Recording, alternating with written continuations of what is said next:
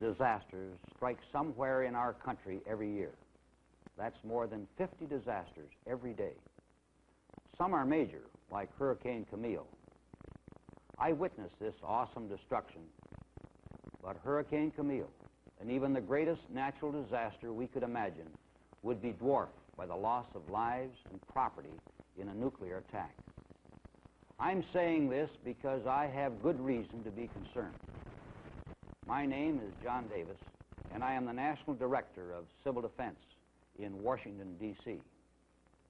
Our purpose in civil defense is to protect you and to help you protect yourself in time of emergency. That's the reason we have prepared this special film, to tell you what actions you should take to help protect yourself and your family in case of a nuclear attack. The protective actions you take today would not be wasted if a nuclear attack did not occur. Experience tells us that these actions save many lives in natural disasters and other emergencies. The surest way to invite disaster is to do nothing to avoid it. You'll give this film your closest attention.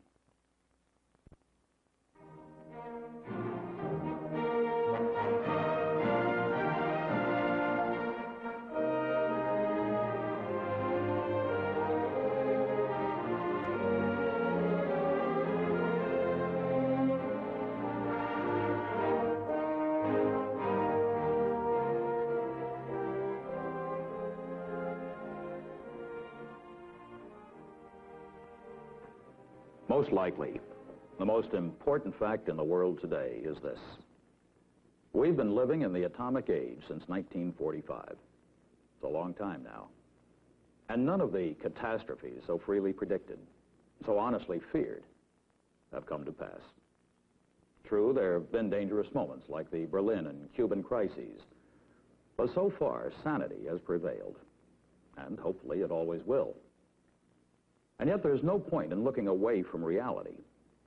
We live in a troubled and uncertain world, and it's apt to go on being troubled for a long time to come.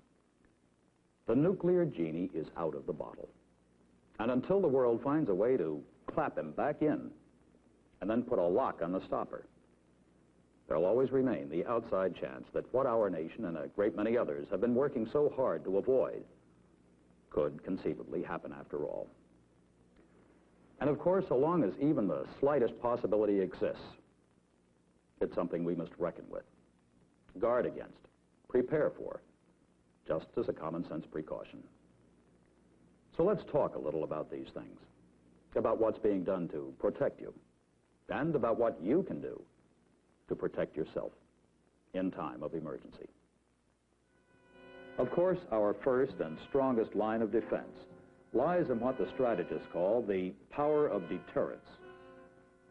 In our intercontinental missiles, our nuclear submarine fleet, strategic air command, in the ability of all our military forces to retaliate even after a surprise attack, and do it with such enormous force that the aggressor would be defeated, most likely destroyed. And in that fact, that knowledge alone lies the strongest incentive any enemy could have to avoid launching a nuclear war. But behind the sword, there's also a shield. Very quietly, but steadily over the years, we've been building a nationwide system of civil defense designed to save lives, to protect as many of our people as possible.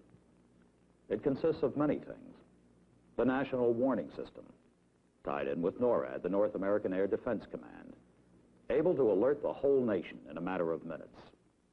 A monitoring network with more than 65,000 locations to measure and report fallout radiation. And most important, a very large and growing public shelter system to protect us from that radiation. Local governments have been making detailed plans to deal with all kinds of disasters. An emergency broadcast system, organized to keep you informed, and thousands of special emergency control centers to direct life-saving and recovery operations. In short, if attack ever threatened, there'd be help available from many sources. You would not be alone. But a lot, inevitably, would depend on you. There's no point in denying or trying to minimize the grim fact that a nuclear attack would take a heavy toll of lives. But in all the Defense Department studies, and there have been many of them, two things come clear. Even under heaviest attack, our nation could, in fact, would survive.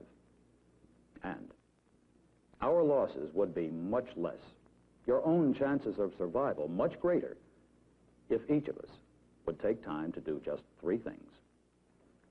First, understand the dangers you'd face. Second, make some fairly simple preparations to meet them.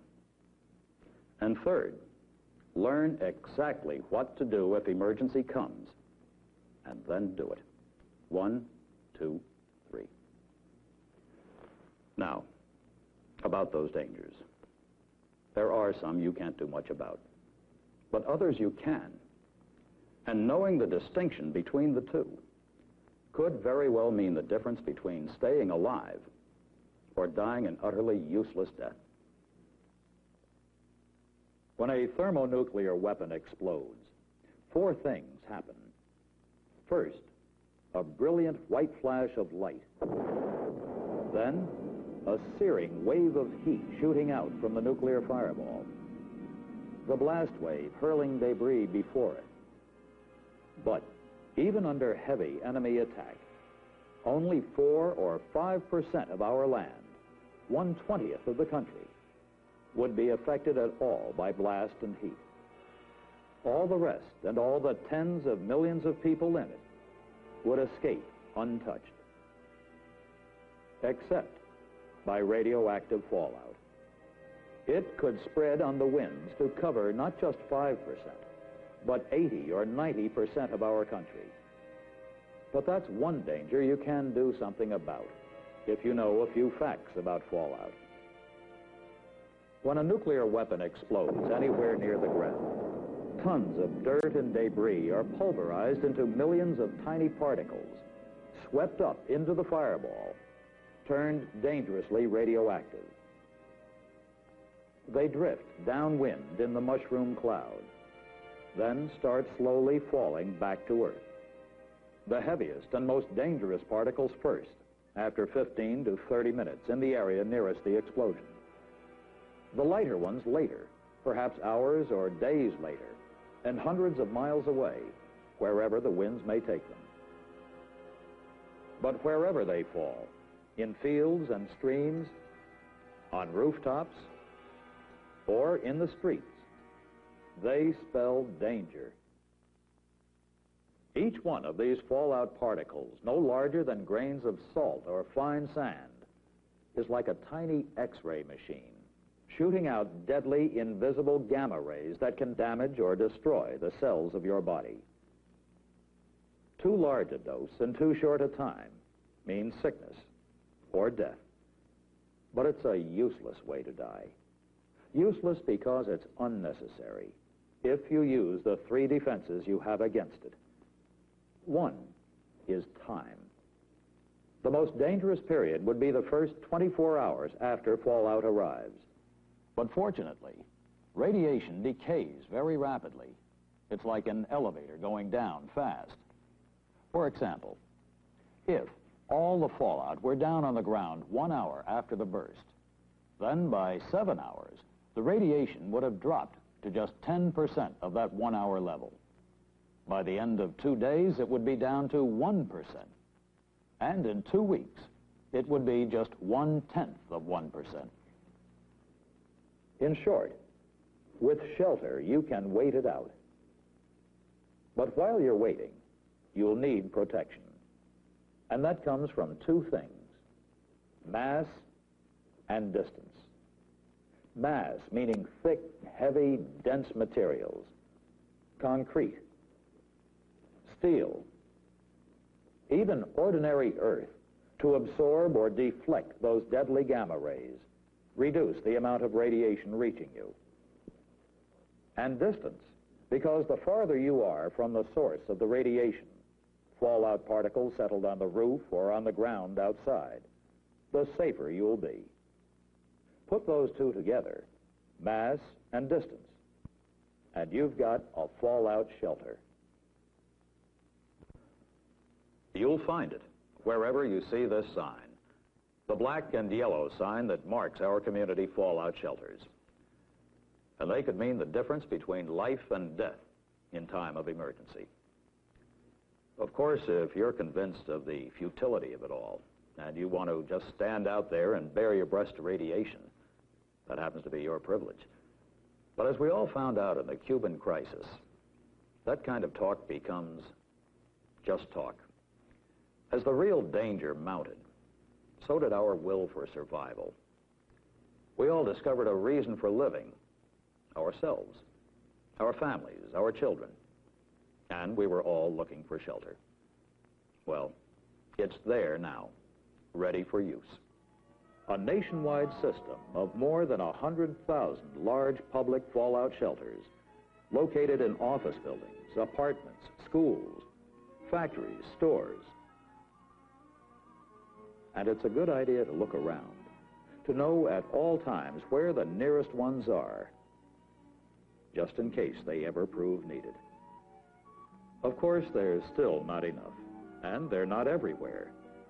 Usually, there's plenty of fallout shelter downtown where most people work, but less in the suburbs where a lot of us live, and not nearly enough out in the country where there aren't enough buildings of heavy construction.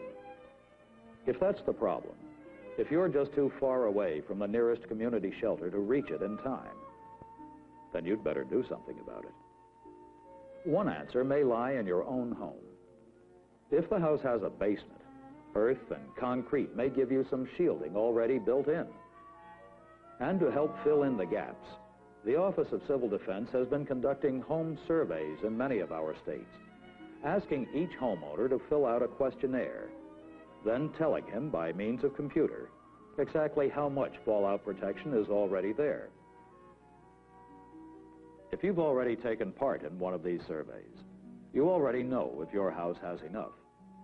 And if it hasn't, well, usually all it takes to improve it, to build a home shelter in your basement, is some do-it-yourself effort, plus a couple of $100 at most for concrete block and other materials. And in extreme emergency, if crisis seems imminent and no shelters available, it's still possible to improvise some last-minute protection against fallout. Not as good as you'd find in a regular shelter, but any protection's better than none, and it could be enough to save your life. Remember, use mass and distance to reduce radiation.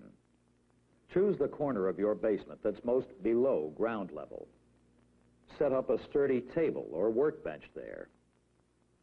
Wall it in with the heaviest materials you can find: bookcases, chests of drawers, appliances, trunks. Then, fill the drawers with earth or sand to give added protection. Cover the top with as much heavy shielding as it will hold: house doors, bricks, flagstones, firewood.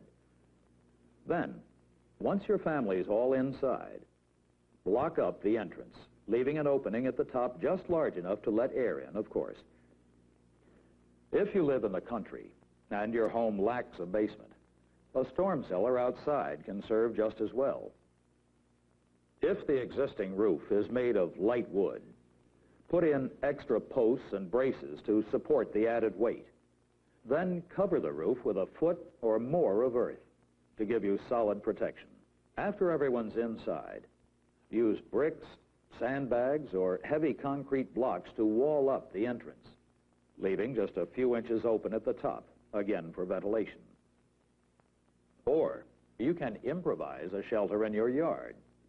Dig an L-shaped trench, 4 feet deep and 3 feet wide. Make the longer side of the L big enough to accommodate your family.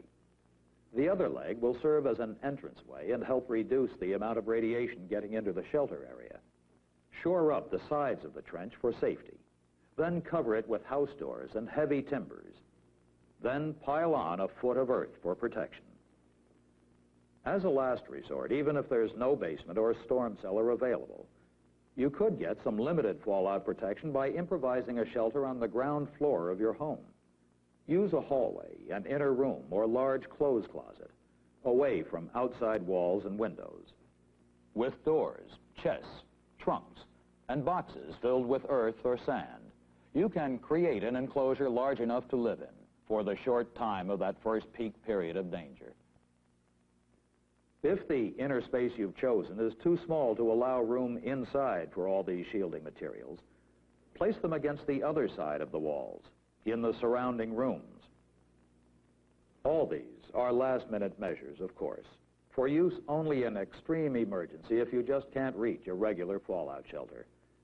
But it's better not to wait that long to make some preparations, particularly when it comes to supplies. Most community shelters, though not all of them yet, have been stocked with the basic requirements: emergency food rations, water containers, sanitation equipment, medical kits, radiation detection equipment. But even so, in a time of crisis, shelter living would be Spartan, none of the comforts of home. And there are things you'd better plan to take along to help ease that shelter stay: a battery-powered radio, flashlight and extra batteries, a blanket for each member of the family, any dietetic foods or special medicines your family may need for reasons of health, like insulin, heart tablets, antihistamines. If you have a baby, don't forget bottles, disposable diapers, cans of formula and special baby foods. And of course, if your neighborhood shelter is not stocked with the basic supplies, you'll need to take as much water and ready-to-eat food as you can carry. That's true of a family home shelter, too, for here you'd be on your own. So keep a 2-week reserve of supplies around the house for use in emergency. For shelter use, canned goods are best: soups, canned meats, all the pre-cooked foods, and packaged goods like crackers and wafers that don't need refrigeration. And water. That's even more important, for you can't live without it. As a minimum, 3 or 4 gallons for each member of your family, and store it in tightly capped bottles or plastic containers. If the supply runs low, don't overlook all the alternate sources right inside your house: the canned fruit and vegetable juices on the kitchen shelf, soft drinks, milk, and ice cubes from the refrigerator, the 20 to 60 gallons in your hot water tank, and, of course, all the water trapped in the pipes of your house plumbing system. In case of attack, simply turn off the main water valve in your basement to avoid having it all drain away if there's a break in the outside mains. Then, turn on the faucet located at the highest point in your house, probably the upstairs bathroom, to let air into the system. Then, draw the water as you need it from the faucet located at the lowest point. It'll be pure, drinkable, and free from fallout. If some fallout particles are on food that you've brought in from the outside, don't worry. They can't make it radioactive. Simply remove the particles, and you remove the danger. Just wash or peel the fruits and vegetables. Wipe off the packages or cans. The milk, honey? All right. For safety, it's better to make sure that babies or small children aren't allowed food or liquids that might be contaminated. However, in extreme emergency, thirsty people should not be denied water, even if it contains fallout. There's little danger that any adult could swallow enough to hurt him. It'd be like trying to swallow sand. Here, honey.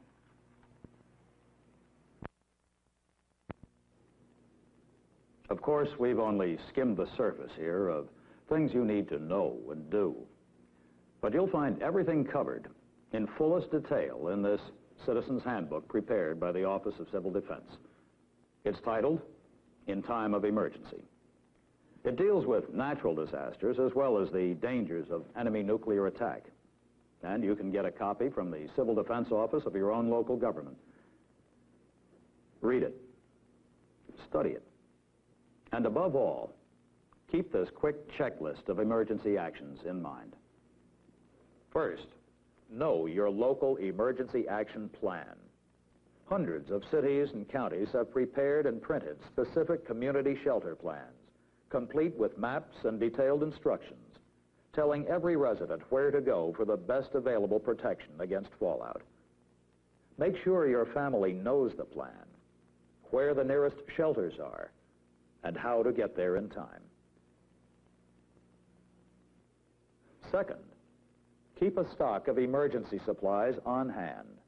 Foods that require no cooking, enough drinking water and other liquids, special medicines, radio, flashlight, blankets. And if you're planning to use a home shelter, don't overlook the problem of sanitation. Lay in a metal container with a tight-fitting lid, some plastic liners, and household disinfectants.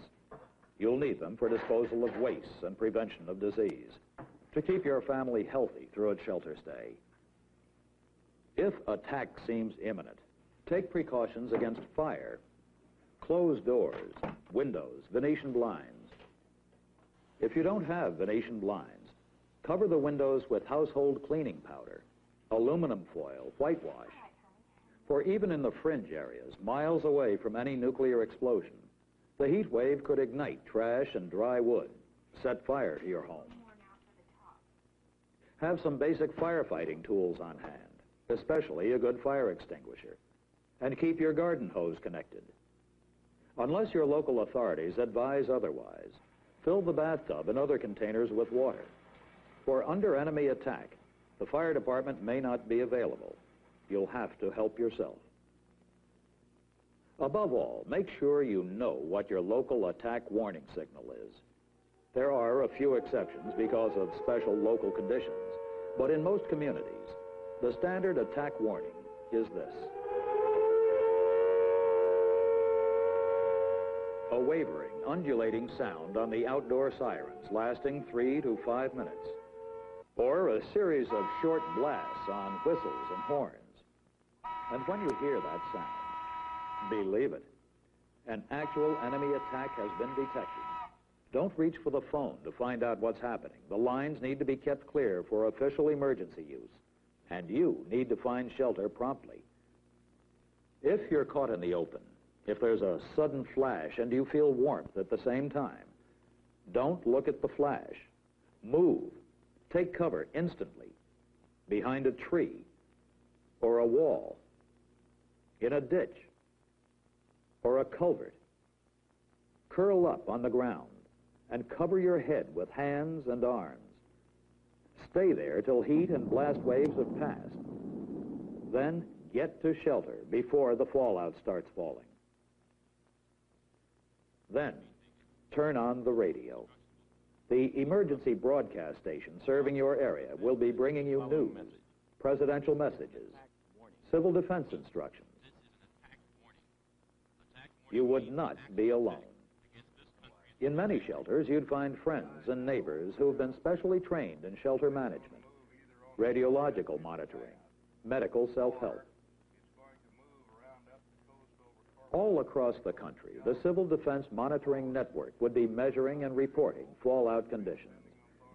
And from the state and community emergency control centers, your own local authorities would be directing life-saving and recovery operations, keeping in close touch with each shelter.